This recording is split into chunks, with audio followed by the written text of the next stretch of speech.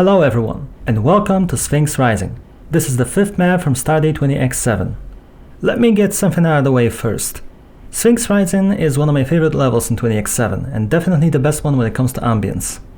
To me, Doom has always been about dark, oppressive atmosphere and a sense of danger, and this map is exactly that. Serene but ominous and viciously hostile. We descend into the ancient tech complex hidden in the core of an alien planet, where the rocks are bleeding.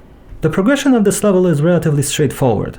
First, we need to secure the yellow keycard in order to access the rest of the base. To do that, we have to make our way through the canyon and deal with the horrors lurking there.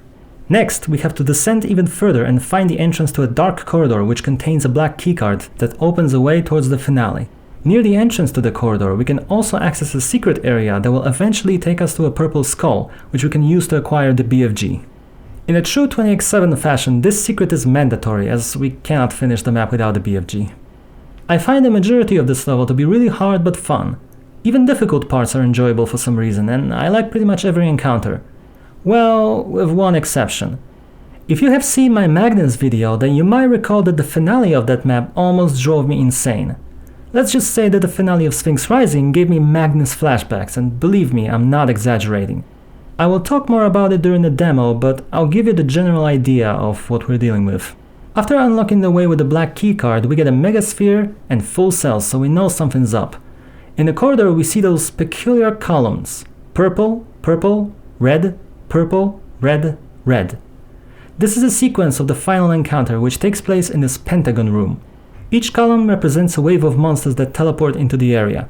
Purple ones are chain gunners, revenants and barons, whereas red ones are archviles. Basically, when the floor turns red, we know the vials are coming. Obviously that place is very small, cramped and quickly fills up with high-tier enemies. Nothing surprising, but here's the main problem. There are absolutely no supplies here. We get a few rockets that we pick up immediately and that's it. No health, no armor, no cells, nothing. On top of that, if you get there with just a couple of rockets, you're dead. The map doesn't give you enough, so if you don't know about it, you'll probably waste rockets in earlier sections and render the finale impossible. Much like in the case of Magnus, I've spent an incredible amount of time practicing and had to resort to asking for advice on Doom World. Here I'd like to thank RD, who has not only provided advice but also recorded a successful attempt of that fight, which helped me a lot in overcoming that obstacle. So, thanks a lot RD. I really appreciate it. I believe I owe you an alcoholic beverage for that service. Nevertheless, this final battle is hell. Literal hell. If you manage to record a UVMax demo of this map, you've got something to tell your grandkids about. This level doesn't really have many specific details that I like to mention. It's just a masterfully done map with fantastic visuals. Even if you can't beat it, I highly recommend checking it out without monsters, just to admire the environments. However, there's one area that I want to talk about. There's this strange structure that we see in the distance but can't reach in any way. Now, why would Ribbiks bother making such an elaborate thing that you can't even see up close? Well, let me reveal that mystery. You see, I have been following this project ever since Ribbiks made a thread for it back in the day, and thus I am in possession of a beta build which was released at the time. And in this build some things were a bit different. That mysterious construct in the distance was actually the final area of the map. Actually, the original exit switch is still there. And so, I have a little surprise for you. Special this week only. I will show you the alternative version of that final battle from the beta at the end of the video, so then you can compare it with the final build. Now how awesome is that? By the way, it's a shame that this place is unused in the final version. If you pay attention, you're gonna notice that this structure is actually visible from almost anywhere on the map. I just like how it's kind of looming over you the entire time. The final version seems to be completely disconnected from everything else on the map, so it's not as cool. Anyway, that's enough chit-chat, let's have a look at the demo. The beginning of this map is slow and unsettling, and for once we don't have to deal with some ridiculous situation right off the bat. We have to shoot that seal to disable the force field that was in the previous area. This level has a very unconventional first encounter, at least it's very atypical for 20x7. It's a pacifist/Tyson situation, which essentially means that we don't have enough ammunition to kill everything, so we have to rely on infighting and berserking.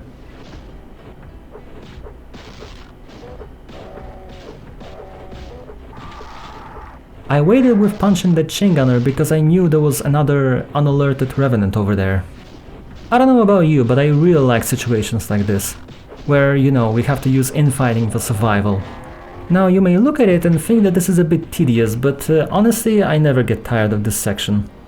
Oh, and in case you weren't able to notice, there was a cyber demon around the corner, but that switch made it teleport somewhere else. Right, so we don't have to kill that Archvile right now, but there will be revenants here later, so I prefer to get rid of him as soon as possible. He's not much of a problem, you just have to run as soon as he begins his attack. Good, good, now we can proceed. Now we have to get to the canyon where we can find the yellow keycard. There are a few smaller encounters leading up to the first big fight. At the very top we have an Archvile and a couple of chain gunners. Now my cowardly strategy for this is to just go to the very bottom and hope that the Archvile is gonna get stuck at the top. But as you can see, we have to punch some things down here. So the intended strategy there is to basically abuse the fact that the Archvile will always change his target the instant he gets hit. So as you probably know with infighting, the way it works is that if you let's say you shoot an enemy, and then another monster shoots that enemy is still gonna be angry with you.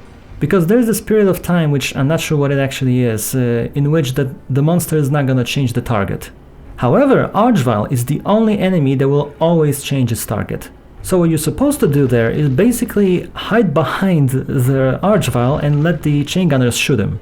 He's gonna take a bit of damage from the chain gunners, of course, but you're supposed to just berserk punch him whenever possible. And because there are a lot of chain gunners, they'll keep distracting him. But unfortunately I was not brave enough to do this. Okay, we've got the keycard and a double barrel shotgun, so we can proceed. There's another Archvile lurking at the very end of the canyon. Also, get inside that little cavity activates a lift. There's a secret mega armor nearby. However, the lift is so fast that we have to actually wait inside the cavity and then run out at full speed. Otherwise we're not gonna make it to the lift.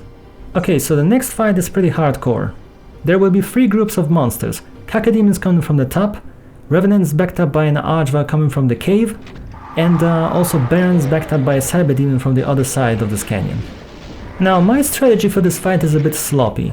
I always target the Revenants and an Archvile first and then hope for the infighting between the Cyber Demon and the Barons. The problem is that if the infighting begins too late, then the Cacodemons have enough time to catch up with me. And you know, throughout this whole run I'm kinda paranoid about rockets because I need them for the finale. And because of that, as you can guess, this strategy is not very reliable. Right, so this didn't actually go too well. Normally I would like to run out of here and back into the canyon and try to trigger some more infighting by myself. But because the Cyber Demons stayed there, the Cacodemons had enough time to converge on my location. And you know, with infinitely tall actors, it's very dangerous to go out in a place like this. I could just escape from this place because that switch behind us actually lowers the teleporter. But the problem with that is that I want the Cyber Demon to kill all the Cacodemons. And if I teleport away, the Cacodemons will come towards me and potentially block me from dropping down there again. So I'm trying to get the Cyber Demon to shoot because I suspect there might be Cacodemons nearby. As you can guess, this is pretty dangerous and the Cacodemons can actually shoot me from behind.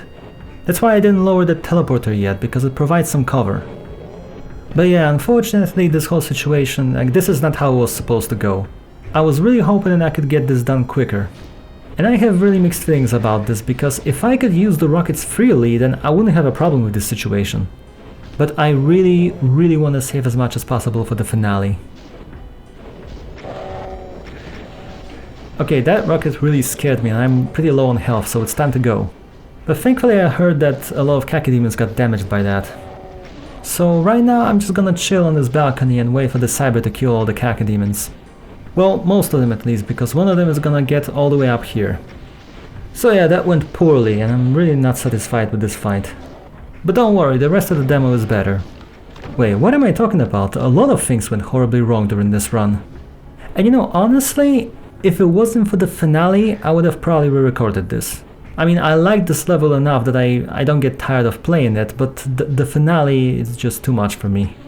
Like, during my practice sessions, I could go for like an hour without getting a single victory in that fight. Like I mentioned before, I was getting Magnus flashbacks from that. In the meantime, we're done with this place. I'm gonna leave that Cyber for later. So now we have to go back, but there's gonna be a pretty nasty ambush. Nope, just kidding, this is not very difficult. Though it'll probably scare you the first time around. The Revenants can't actually move around, so we only have to worry about the Pain Elementals. And that's that, now all that's left is a cleanup.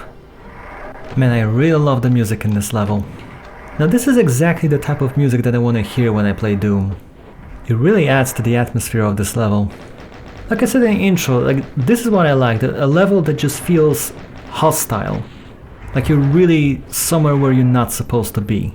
Which is very similar to how you feel in Unloved, which is, by the way, one of my favorite map sets. But this level, I don't know, I just like how it feels calm and serene, but very dangerous at the same time. Oh, and here's the second secret, very useful of course, the computer map. This area gives access to a couple of places. If we go to the right, we're gonna encounter this big circular contraption that's gonna lower once we step on it. And that's what we need to do to progress. And we also have those 3 switches. One of them I think opens the way towards the contraption, and the other 2 open the areas on the left. The first one we can open without any keys, and it has a plasma rifle as you can see. The other one requires a purple skull, which is a secret, and it has a BFG. And yeah, I apologize for that, I'm not sure why I'm wasting so much time with those Revenants. For some reason I decided it was a good idea to escape and take them out from a safe position. Which is really not necessary, because there's just a couple of them. So the next couple of fights are actually gonna be pretty easy. The first one will be next to the circular device, it's gonna lower, like the entire area will lower and cacodemons will come out of the teleporters. Yeah, that's the place, and there's a secret nearby.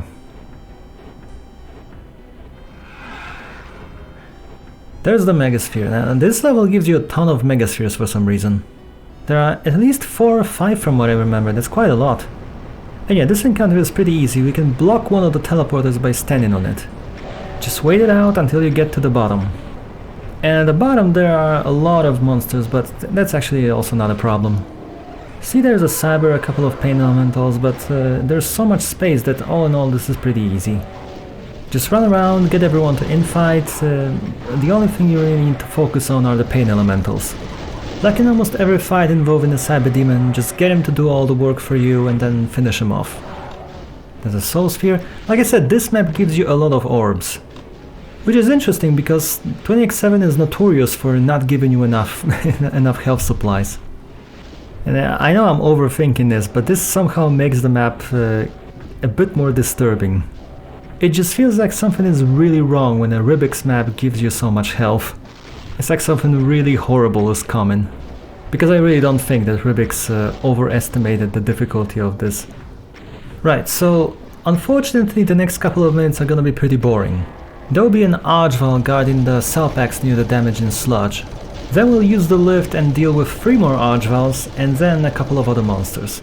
Those 3 Archvals are stationary and I'll actually play it very safe and keep just jumping off of the cliff to avoid their attacks. This entire area is gonna lead us to the place where the finale is. Of course we still need to get the black keycard, which is in a dark corridor nearby. But before we do that we're gonna go to the secret, which will eventually let us collect the BFG. So, since this is not terribly exciting, I might as well talk about those future encounters. As you have noticed, the fight in the canyon was pretty difficult, but ever since then all the fights are pretty manageable. It's not that they just look manageable on the video, they are actually pretty easy. But unfortunately, every single big fight that's left in this level is incredibly difficult. Well, maybe not incredibly, but I am worried about just about every encounter that's left in this map. The secret fight is conceptually very interesting. It puts us in a square room that's almost completely open, except that it has pillars near the corners. However, the middle area is it has cavities in the floor, so monsters can't pass it. The first stage involves 4 Archvals that are behind those pillars. Now, normally there would not be much of a problem because you could just alert them, they would converge in your position and you could just kind of bunch them up very easily. However, because of those cavities in the floor, they will be stuck on the periphery. So the gimmick behind this fight is that basically you have to alert them one by one and lure them towards each other and then start shooting them. Now this is not very difficult in itself, but it is kind of scary because, well, if you screw up, you might be in trouble. Because there's literally no entirely safe place over there. So basically you have to be very, very careful when you're dealing with that room. There's also a second stage to that. You press a switch and a whole bunch of imps start teleporting around the place. Now this is actually interesting because it doesn't sound as dangerous as it is. Because the only area where you're not gonna bump into imps is the middle, and in the middle you're completely exposed from all sides.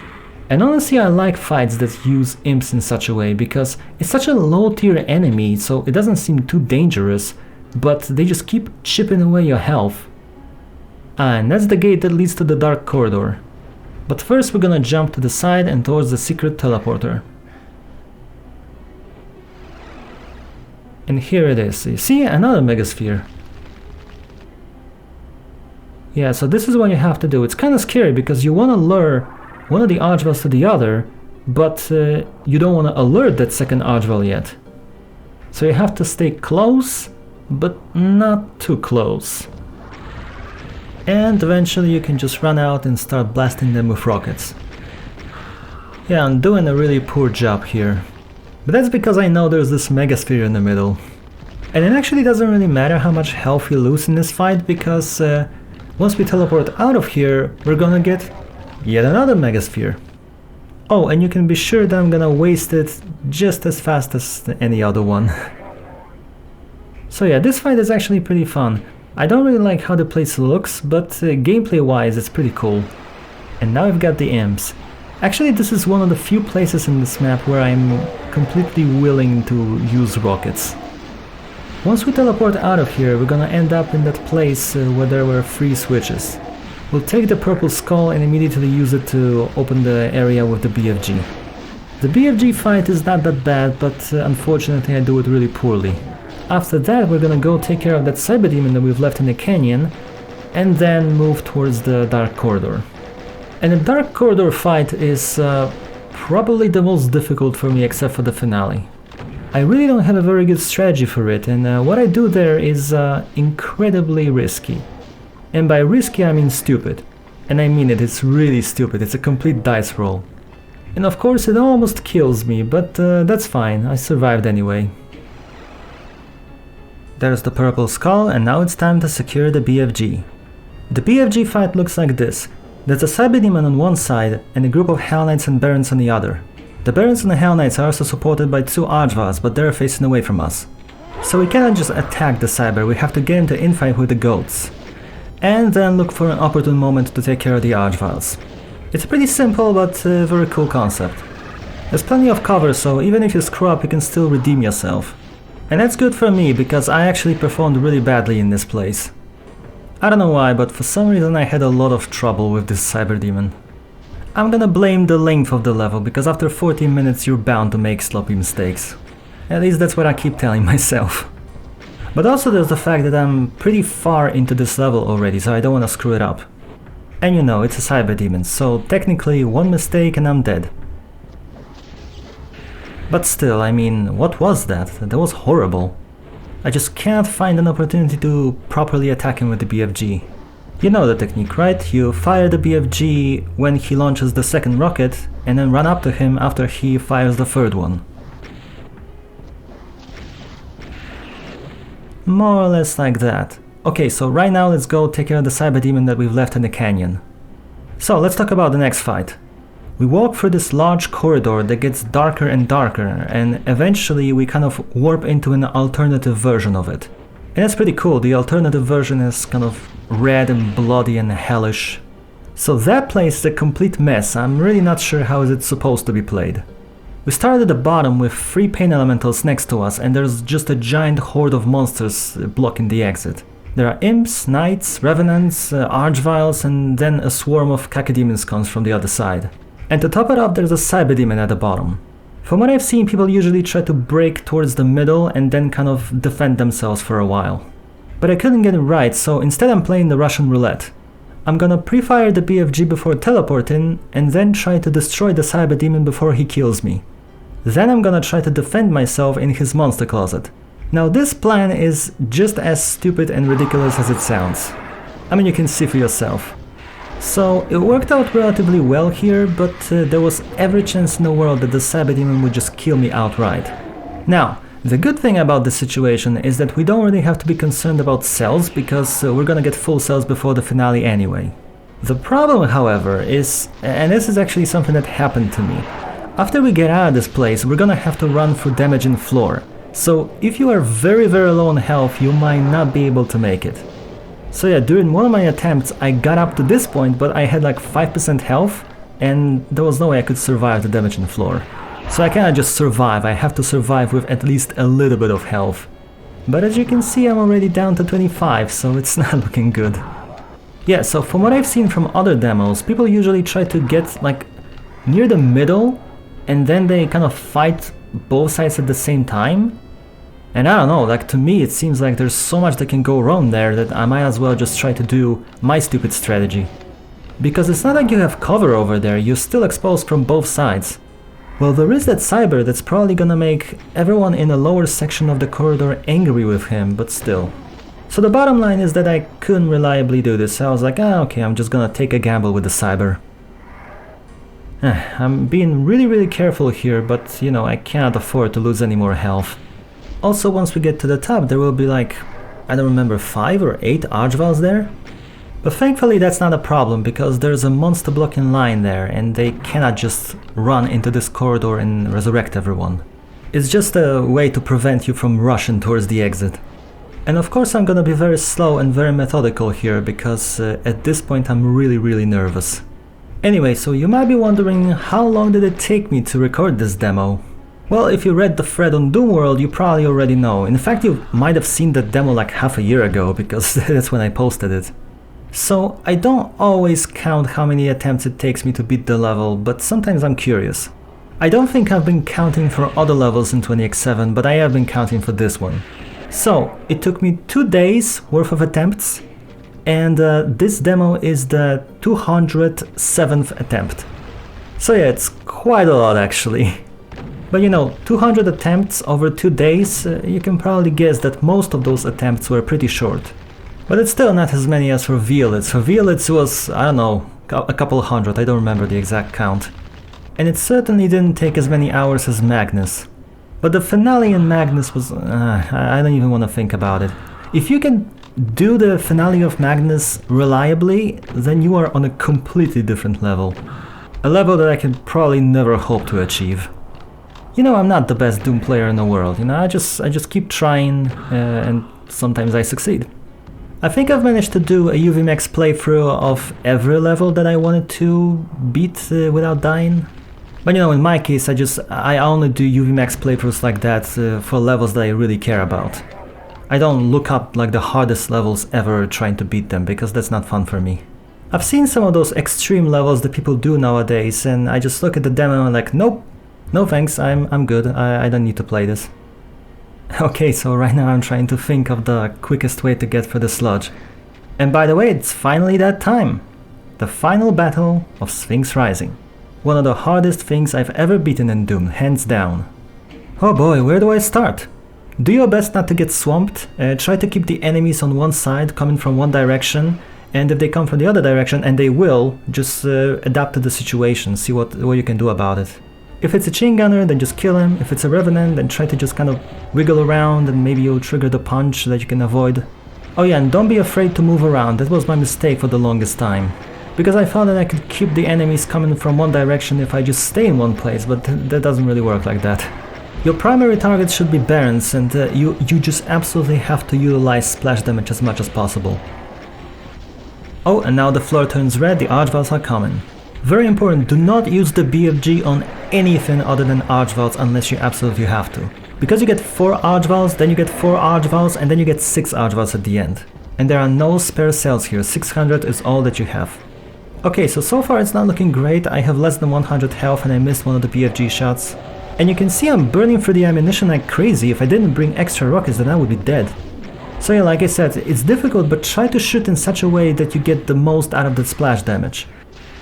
So here we have 4 more Archvals, and at this point you might be thinking, wow, this is insane. It's gotta be over, right? It can't possibly go any longer.